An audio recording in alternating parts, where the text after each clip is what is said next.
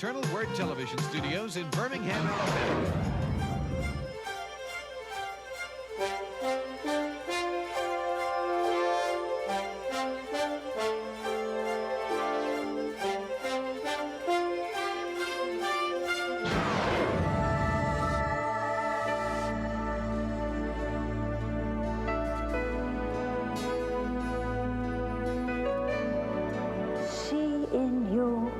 Love, the compassion of Jesus. The most glorious work of all, to praise God in His kingdom. Moved by the Spirit. Anyone who lives in love lives in God, and God lives in him.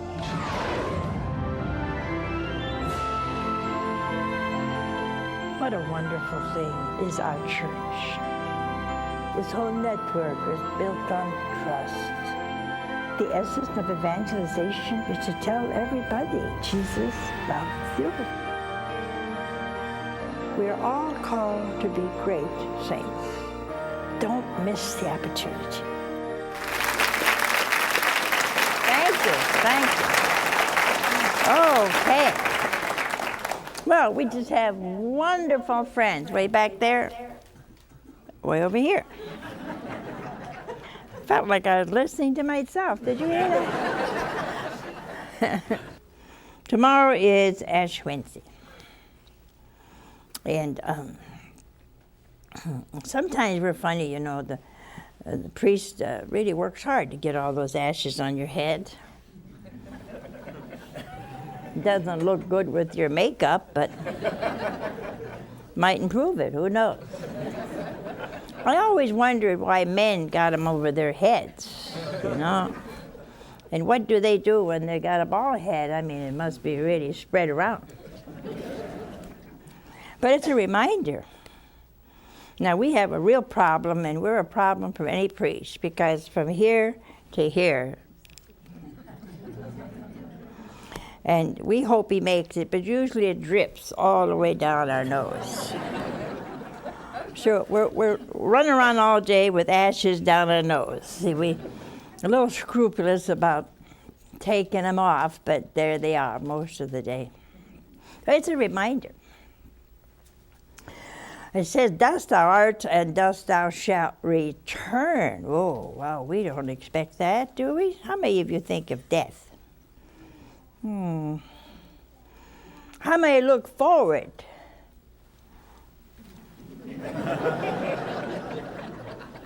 Isn't that awesome? There's not a person here looking forward to death. And the reason is we don't know too much about heaven. But we should look forward to death because, well, that's where we're aiming for. You know, you're going to spend eternity somewhere. That's what's so funny. You think like you're going to die like a dog and rot? No. You're not a dog. You got intelligence. You got a mind, a memory, intellect, will. And you make up your mind to do something, you're going to do it. And so you're different. As animals, we're dumb. The dumbest. We used to raise sheep and goats. Well, the goats you can have, but the sheep aren't too bad. Because one goat we found on our roof one day. Nobody knows how he got there, but it took the fire department to get him down. Now, a sheep will never climb up to a roof. But they're very dumb. And I think that's why our Lord called us sheep. But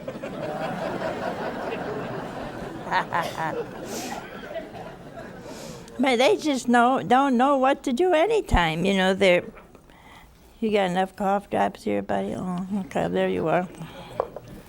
But anyway, they're not very bright. But we saw one little lamb being born, and he struggled, and he knew exactly where to go for milk. We don't know where to go for milk. I mean, we are dumb. Somebody has to take us wash us up, put us in a little crib, feed us, wipe us up again, feed us, and wipe us up again, feed us. And that goes on for quite a long time. We can't climb a tree like a squirrel. We can't fly like an eagle. We can't move our nose like a rabbit. But we can't do anything. Animal-wise, we wouldn't make it. But see, God gave us a part of himself. That's the awesome thing. See, that's what he did. So he gave me an imagination and a memory. I can remember. I can do anything like that. Then he gave me an intellect to discern. So all of you maybe have wanted to come a long time, so that was in your imagination. That's going to be a nice place to go. And so you figured that out. You have the money, you had to find somebody else going, and then you had to pay. And then you know the whole trip is going to be especially uncomfortable. I mean, you can have the best bus in the world, and it's always bumping up and down. It never stops when you want to stop. And you want to sleep, and everybody else decides to sing.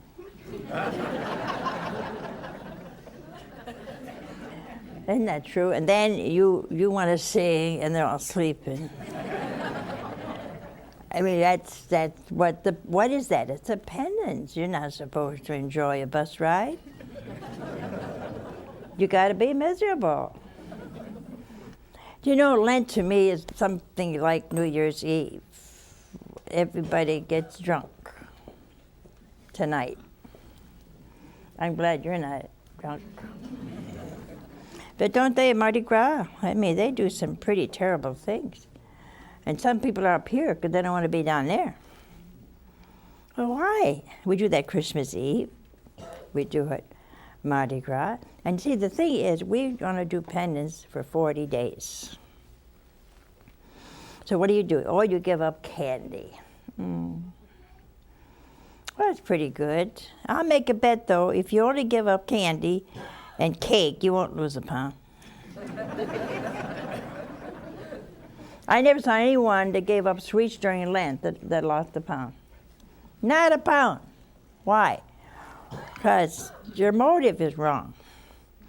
See, for Lent, you're supposed to give up something that's lasting. Because I know not giving up candy isn't lasting. You know, right, to eat Christmas Eve, you're going to gulp down on those Easter eggs. You know that. Well, I don't see the purpose of offering up candy. Why don't you offer up your temper? That's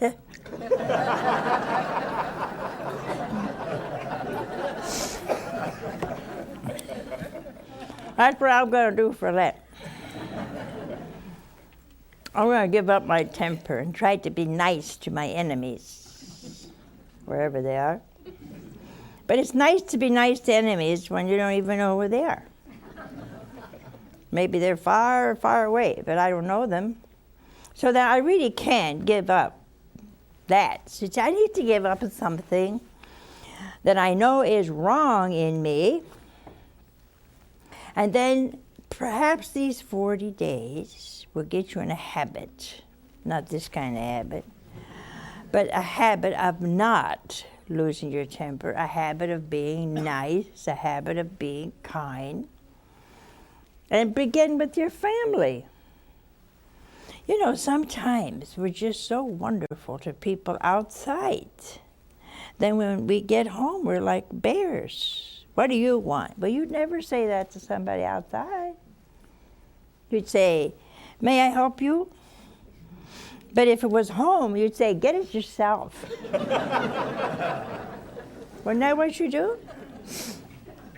I don't know why we get kind of nasty to our relatives, and then we're so nice to strangers. I guess because we don't live with them. Well, if you're going to be nice, begin at home. But what's the use of being nice to people you work with when you're a bear at home? See? So that's a good penance for Lent, and then maybe you can carry it on. Another one is not to gossip.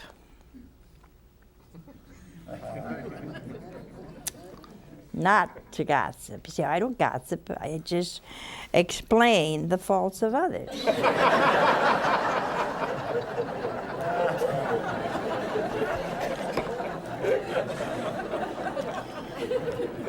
Isn't that what we do?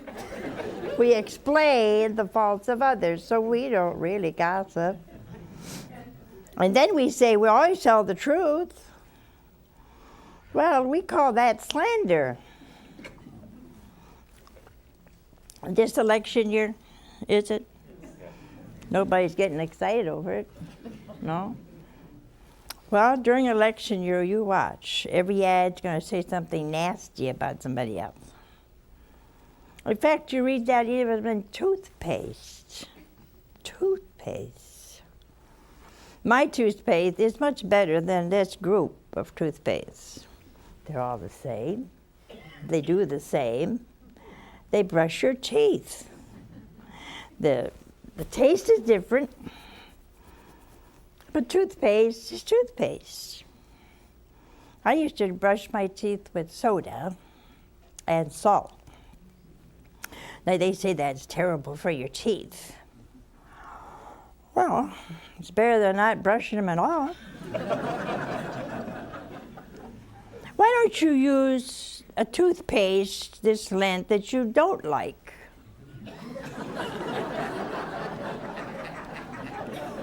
Wouldn't that be a nice penance? Get up in the morning, your husband says, "What is this?" It says, "My Lenten toothpaste."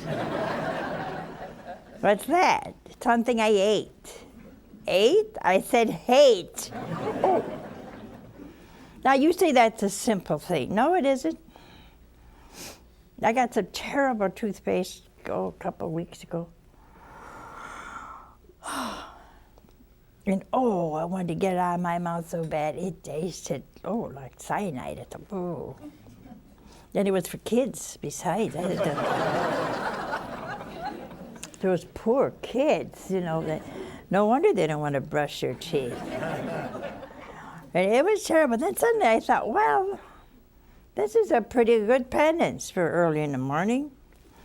So I brushed my teeth a little slower and spit it out. But even in the sink, it looked terrible. Well, that's a little penance. Going to a restaurant can be a big penance. Big penance. Did you ever go to a restaurant, especially these ones that keep slinging out hamburgers by the millions, Oh, you can smell that peanut oil when you walk in. And you wonder how many thousands of hamburgers were in that peanut oil before I got it. Well, that could be a penance. Old peanut oil in a hamburger is terrible. Now, we could complain, throw it down on the shelf, and humiliate the waitress, but no, we eat it. It's not spoiled, it just stinks. So, you see, well, those are penances. And we get angry at that kind of thing. I came in here, I paid good money. I bet you didn't tip the waitress. I could never be a waitress. If I had to wait on 9 people at a table and I got a 50-cent tip, I'd take that ketchup.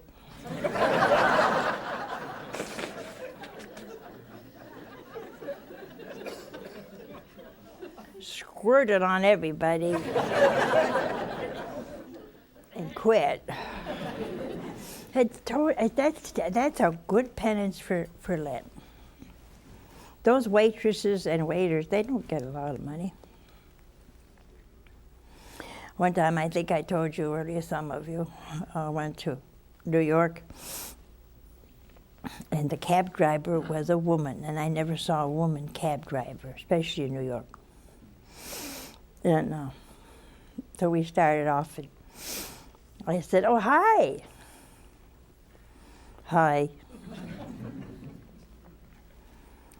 I said, you been a cab driver long? Yes. Do you like being a cab driver? Yes. I thought to myself, I don't think I ought to talk too long. It's a bad day for her, you know. And so I shut up. When we got out, she got out, and I gave her a nice big tip. And I said, God bless you. I never saw tears in anybody's eyes as big as hers. She said, no. God bless you. And I thought, you see how wonderful that was? Because I don't know what she was upset about. I don't know what tragedy, what heartache she had. I don't know anything about this woman who is a cab driver.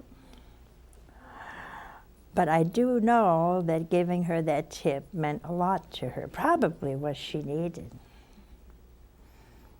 That's a nice thing. When you go to a restaurant, be generous. You say, well, I only have $5. Well, I eat $4.50 worth or $4 worth. See, because those people live on tips. They don't get a lot of money. I did that one time at one of these barrels, crackers, or Cracker Barrel. I know it has something to do with crackers in a barrel, so anyway, I gave this young kid a tip. She said, oh, thank you, I can eat today. I said, you mean you're in this restaurant and you can't eat today? No, he said, I just got enough money for my rent. Now see, if you'd have went into that restaurant, and maybe there's something wrong, there's always something wrong, and been angry or picky. But see, if you overcame that, gee, what a wonderful thing that's a penance. Why? Because you don't want to do it. But I said to him, I'll give you another $1 if you tell me how to run this thing on this table here. He laughed. But see, there are 1,000 things a day, this 40 days, that you can say, this is my Lenten penance. Now you say, why? Why do I have to do a penance? Because you're a sinner, that's why. You're a sinner. And if you say you're not a sinner, St. John says in his epistle, you call God a liar. Didn't think of that, did you? You can't say you don't sin. I know mine has tripled since I'm in television. You're supposed to laugh at that.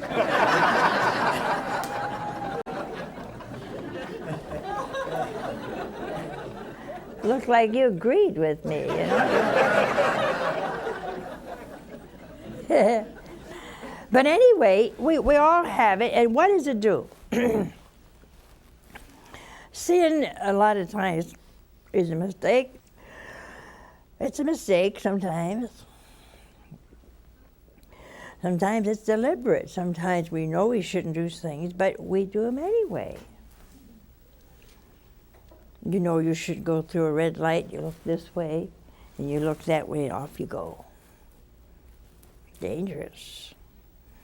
So usually when we sin, we know that we do it anyway. So what is that? It's a lack of willpower. You can't say no to yourself. Now, what does Lenten penance do? First, it begins by putting ashes on your head to remind you that eventually the person that was in that casket is going to be a couple handfuls of mixed bones and ashes. Think of that when you wake up tomorrow morning. Say, it's Ash Wednesday. Look good at yourself. Won't be there when you die a few weeks. So the idea is to remind you of death, that's one thing. To remind you you do not have here a lasting city. You don't. You're gonna go. But we don't like to think about it, but you're gonna go. Now, the second thing is that when you do penance for Lent, you imitate Jesus, and secondly, you strengthen your will. So when something sinful comes your way, you can say no. See, there's a twofold advantage to doing penance, real penance, not giving up candy, for goodness sakes. Your heart up if that's all you can give up. You give up candy or smoking. Oh, no, that's a nice one. Give that $1.50 to the poor or something. What is it now, $2?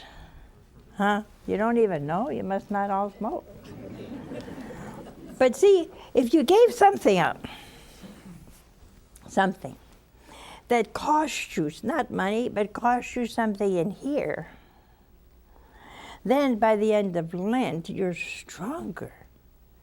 Your will is stronger to say no to more important things. See, the whole thing of Lent is not give up candy, sweets, cake, cigarettes. Well, that's smart, cigarettes, because you're just rotting your lungs out. You don't know it, huh? It is getting blacker every day. You ought to look at one.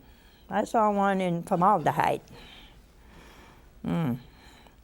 It said, this man smoked 3 packs of cigarettes a day. And that long was like charcoal, looked like charcoal. And I thought, a little sacrifice, that man would have lived longer. See, it's strength. There comes a time in your life when you have to say no to something very difficult in your life. When to say yes would be so easy. When to say yes might even bring you a compliment, like, oh, you did great. But to say no is harder. And that's where what we call human respect. You know things you should do and things you shouldn't do. But if you want your friends to think well of you, all you teenagers listening, that's how you got in a lot of trouble, wasn't it? They said, oh, come on, take a drink. It's not going to hurt you. One drink won't hurt you. And you didn't want to hurt them. You didn't want to look like you were weak. And so what did you do? You took 1 and then 2 and then 3. See what happens? We call that human respect. You get in trouble. You commit a grave sin because you don't want this person to think ill of you. Do that for Lent. Say no when you have to say no. When saying yes is a very serious thing. See? A place for Lenten penance is your car. Especially if you drive the minimum down the highway. Which is what, 45? Is that what it is? And you can feel the vibrations of everybody behind you. And then they look at you like, you gotta come from another world. Well, maybe they're short and their feet don't reach low enough to go faster. You don't know that. That's a nice pen. Not to criticize your neighbor during Lent, driving down the highway. And all you men are notorious for that. That dumb women don't know how to drive. That'll be a law. Women off the streets. Well, wouldn't that be nice if you didn't swear at somebody while you're driving? Or you had this, you're in a hurry and you get every red light. It's like somebody's after you. Every single red light you get. And the worst is when the slowpoke that you passed goes ahead of you. I mean, that is worth a gripe. But see, during Lent, if you would say, well, Lord, I can give this to you, I'm not going to. I hate people honking their horns at me. I don't drive, but they'll honk their horns at maybe Sister Regina. And she's gone the speed limit. This one time was so delightful. This guy honked his horn, and then he gives you that look. Nuns get a look that's a little worse than women. They're sure we don't know how to drive, see. So he looks at us like, ugh. And I had thoughts, I tell you, I did have thoughts.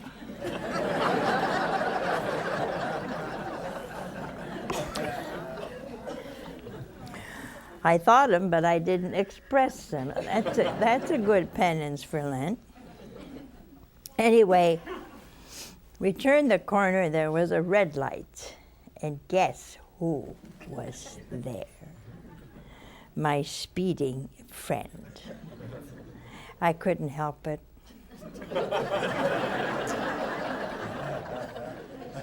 I tried, but it's like some invisible being pushed up my arm, and I went.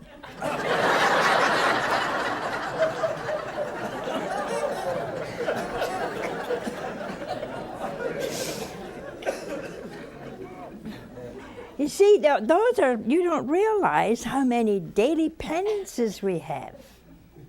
I love tea. Not this tea that's flowery like blueberries and elderberry tea and flower tea and leaf tea. I like tea that's tea, strong, looks like coffee. And the worst thing in the world is when you got a bad cold and one of the sisters wants to do something for you so bad. Can I make you a cup of tea? Yeah. When it comes, I look at it, I say,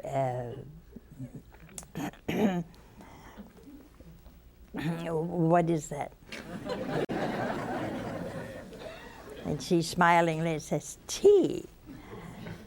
Oh, thank you.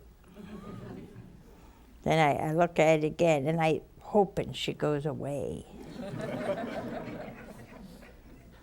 She doesn't. So I have to drink it in front of her. A little bit darker than dishwasher. She says, you like it? Yeah.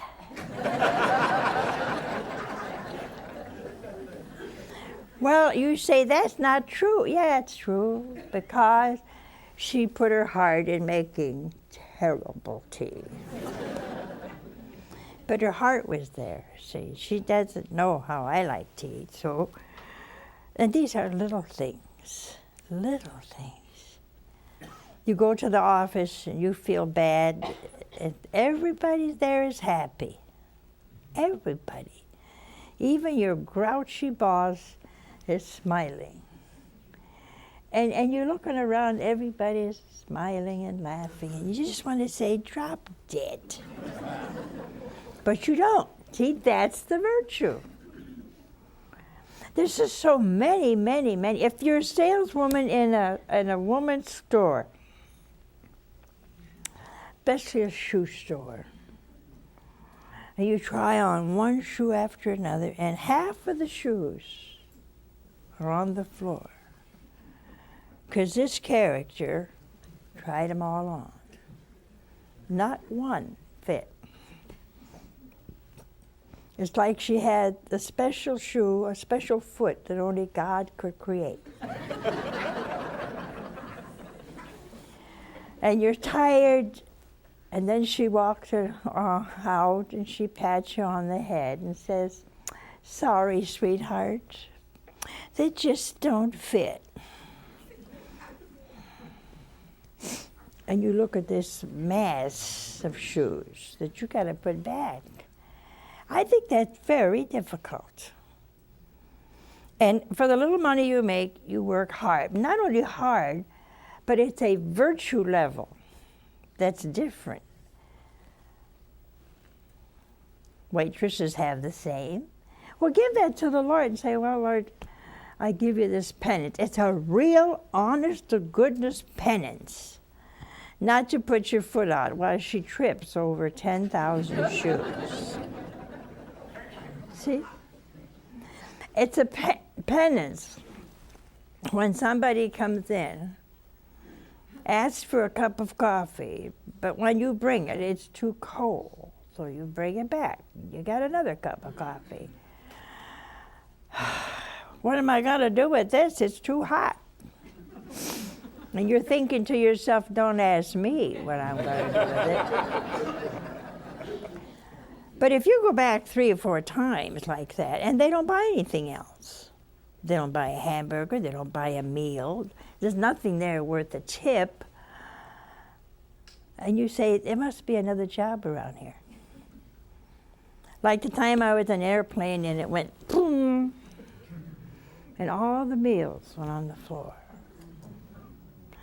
And right beside me was this poor waitress. And she was full of coffee, pie, and whatever else was on my tray. She looked at me and she said, "There has to be a better way to make a living." And I thought that was wonderful, because that's all she said. That's all she said. So in your life, don't just tomorrow, and please go for Ash, just leave him there a little while. There's no use going home and washing your face. Everybody, number 1, knows you're Catholic. Number 2, it reminds them that they are going to turn to that same black little stuff. See, it's not a matter of a penance for 40 days. It's a reminder. There's a lot in me that hasn't changed a bit. I'm going to work on that for Lent. And then you have a handle on it, see? Besides, this year you got Jubilee year. So, between now and tomorrow morning, think tonight, what can I really do for Lent? We have a call. Hello? Hi, Mother Angelica. Hi. Where are you from? I'm Joni, and I'm from Delaware. Uh-huh. And actually, I have a 2-parter. You what? I have 2 parts to my question. Okay. The first one is, I go back and forth with my friends about this one. They seem to think that there's a Sunday exception during Lent for whatever you've given up or whatever penance you're doing. They seem to think that there's an exception on Sundays, because that you don't have to do that or give that thing up. You can have it then. And that's the first part.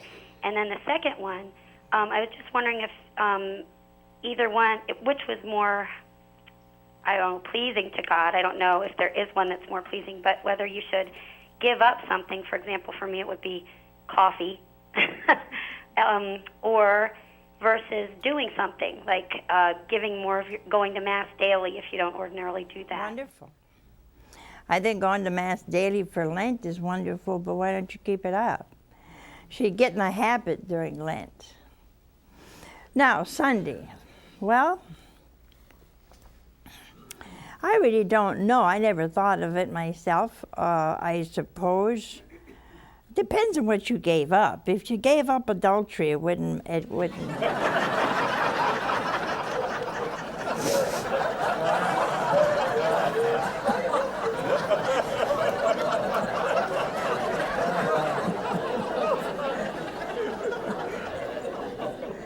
I don't think Sunday would be an exception.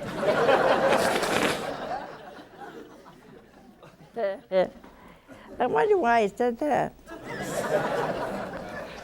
Must be somebody out there needs it. Anyway, I would think if you're doing something pleasing to God, that's okay. If you gave up a nap, well, Sunday is a rest day. You're supposed to rest on Sunday. I know what you could do. Just rest and don't go play golf. Oh, look at that. What did I say? I did a thing on golf, a couple of years ago. I didn't intend to, but I do think it's a stupid game. And because you hit a ball and you don't have the slightest idea where it's gone. You think you do. And you don't know where it's gone. And the people you pay, that's what gets me. The people you pay to play golf do everything in their power so it's hard for you. They put sand and sand dune. They put a little creek and they put a little thing like that and the holes here and there's no way you can get to it. And so you do all of that on a Sunday. I think that's labor.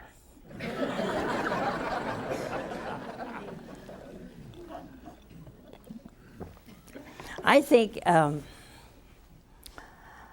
the one who rests on Sunday is the poor guy that carries your bag, see? Because he has to watch you huffing and puffing. And if you don't know how to swing the ball, it's really funny. So he has a nice time on Sundays, but you... So I would be careful what you give up before you can think you can do it on Sunday, see? Like maybe you're a hobbyist and you like to make bird things, you know what you call them? And then you work all day Sunday making birdhouses. No, I think Sunday has to be a day of rest. The Holy Father put out something on really following the day Sunday as a day that belongs to God. Now, that's a good Lenten penance. Some of you don't ever read a spiritual book. Read funnies and crazy things, but you never read a spiritual book. Why don't you go to your local bookstore, hopingly it's a good one, and buy a spiritual book. If you never read the Bible, buy that. And on Sunday, read it. Read a good spiritual book. And you're resting, as the Lord had said you should. At the same time, you're learning something spiritual. You're learning something about God. Now, I don't think if you're fasting, I think you should have a good meal on Sunday. I think that's a good idea. It doesn't mean you have to eat 2 pies, 4 pizzas, and then burp the rest of the week. That isn't what it means, you see. So I would do something exceptionally well. And in America, we have not learned what the day of rest means. We're always doing something we can't do during the week. Now, if you're a nurse and you got to work or a doctor, that's different. But I think I would do that on Sunday. We have another call. Hello? Hi, Mother. Hi. I'm Chris, and I'm from Coventry, Rhode Island. Uh-huh. And I enjoy watching your show. Well, thank you.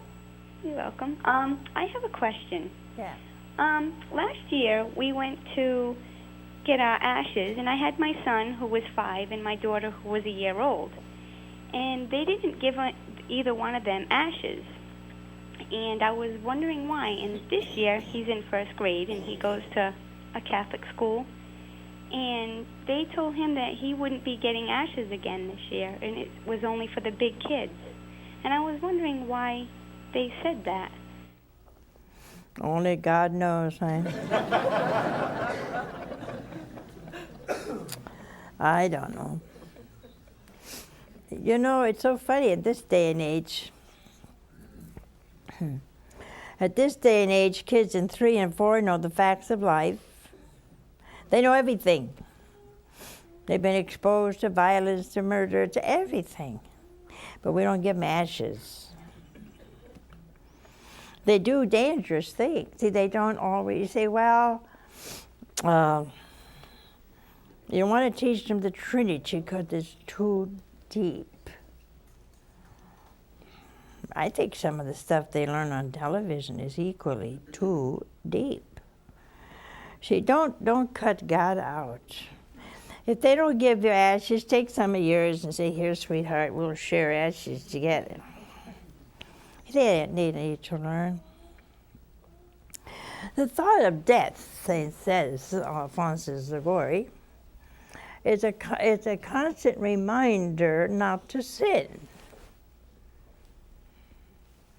Last week I told you about the car accident we saw. Half the car was gone and crushed like tissue paper. Now these people were probably in the car talking, laughing, whatever, and all of a sudden, gone. Nothing left. But see, we need that. Excuse me. Because children listen to so much television, they know about death. They know everything, more than you need to know. So if for some reason, I don't know, they don't give them ashes, well, share yours. Make a nice act of love and charity. We have another call. Hello, Mother Angelica. My name is Teresa. I'm also from Rhode Island. Wow, wonderful. What's your question? I looked forward to the Jubilee year all last year. Every time I listen to, usually it's Father Augustine who says it, that in order to receive the plenary indulgence, one of the requirements is a detachment from sin. I end up feeling like, is there anybody actually going to get the plenary indulgence?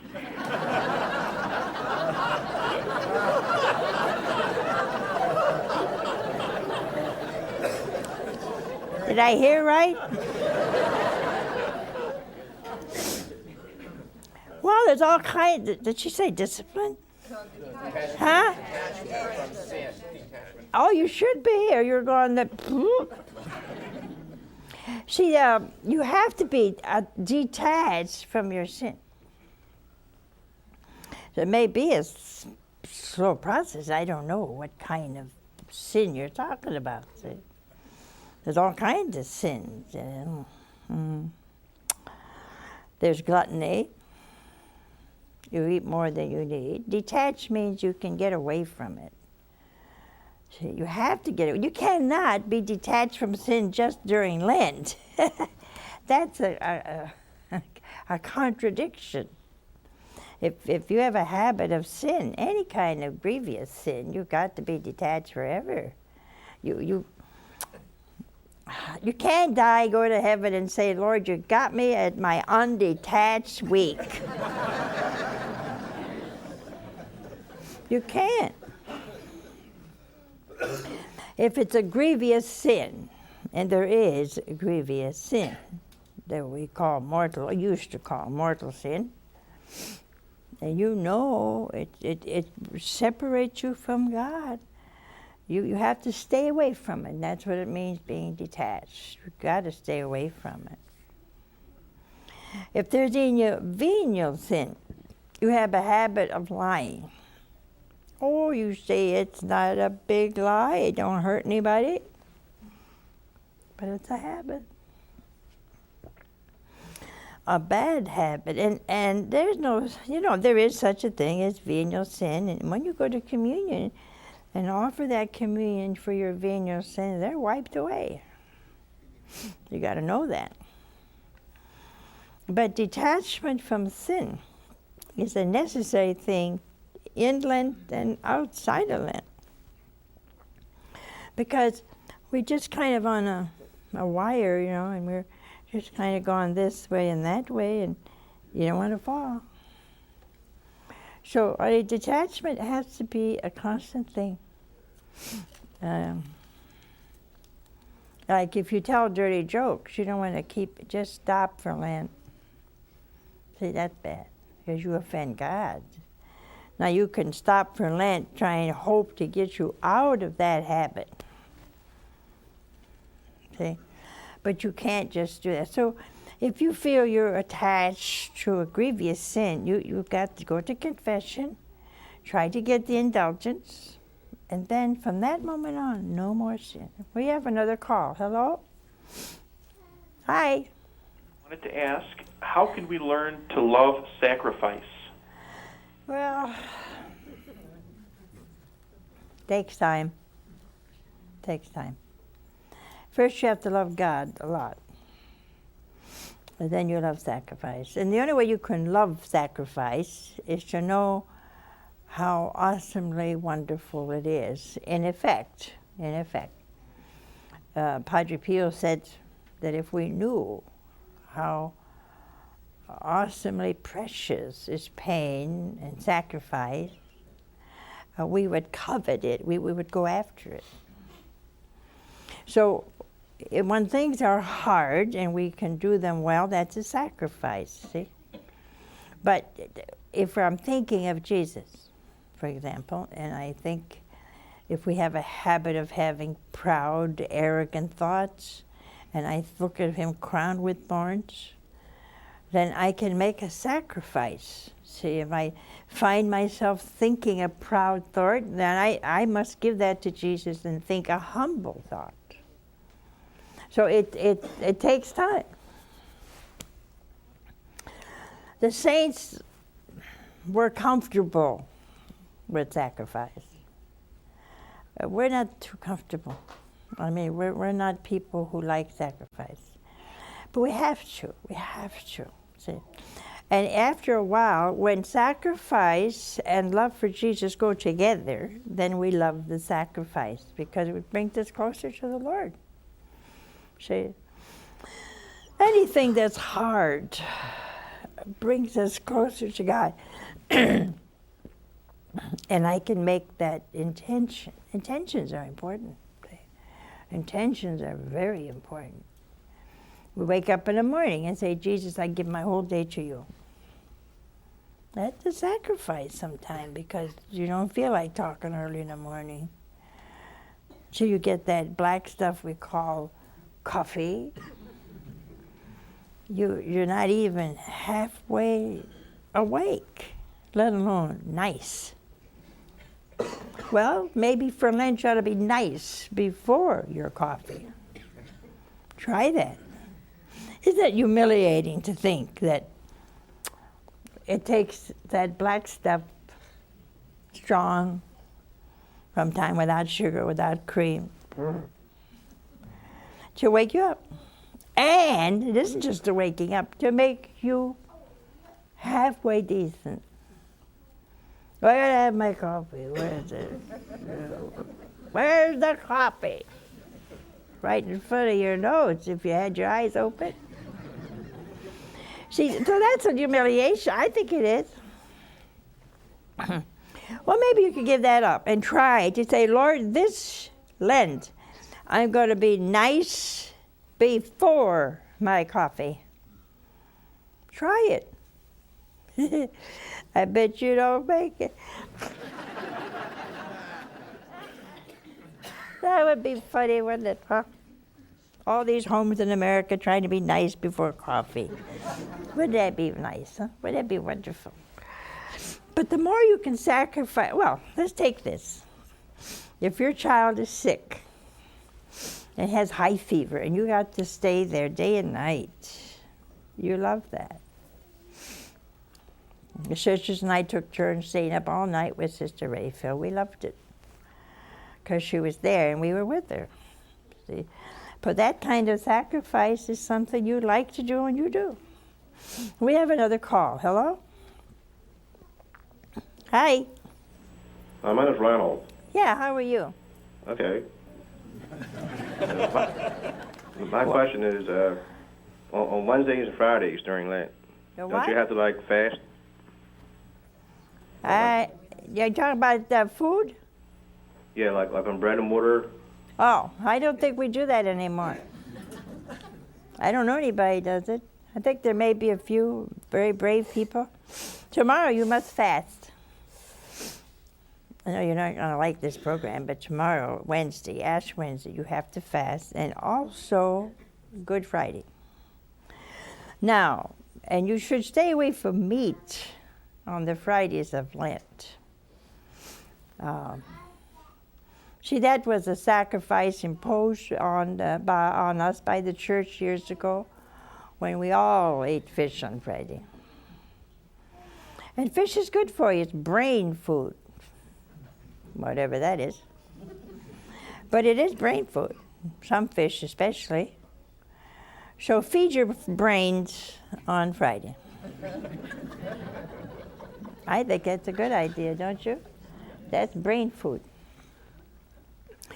And if we were smart, then we'd eat fish more often, because it's all brain food, some fish more than others.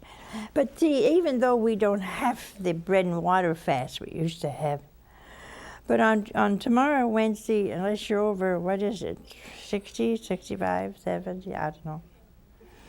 But somewhere in there, you cannot eat meat tomorrow, and you should fast a little bit, and you cannot eat meat on Good Friday. That's taken for granted, huh?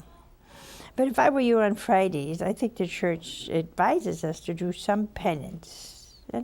Not meat is a big penance for some people. I don't particularly like meat, but I'm not a vegetarian, because I'm hungry if I eat only vegetables. So that doesn't work for me, you know. But you can do a penance on Friday, like be nice to your wife on Friday. Why don't you take your wife out for a fish dinner? Wouldn't that be a good idea? Sure it is. You can do a lot of things like that during Lent. It makes you more loving, more caring. That's the important thing. And remember, if you have children, teach them something about Friday sacrifice. And then that way you all learn together that love and sacrifice go together. It really does. And so all of us, we want to pray today, this month, for our Holy Father. He must have unbelievable burdens. Unbelievable. If you have all these millions and millions and millions of Catholics under your care as the shepherd. And we polished up the great gift he gave us a couple of weeks ago. And we're going to, well, somebody's going to carry it for, Corpus Christi. But let's remember the greatest gift in the world is to know Jesus. The greatest gift in the world is the Eucharist. There's no greater gift. When I can have Jesus in my soul and heart and body,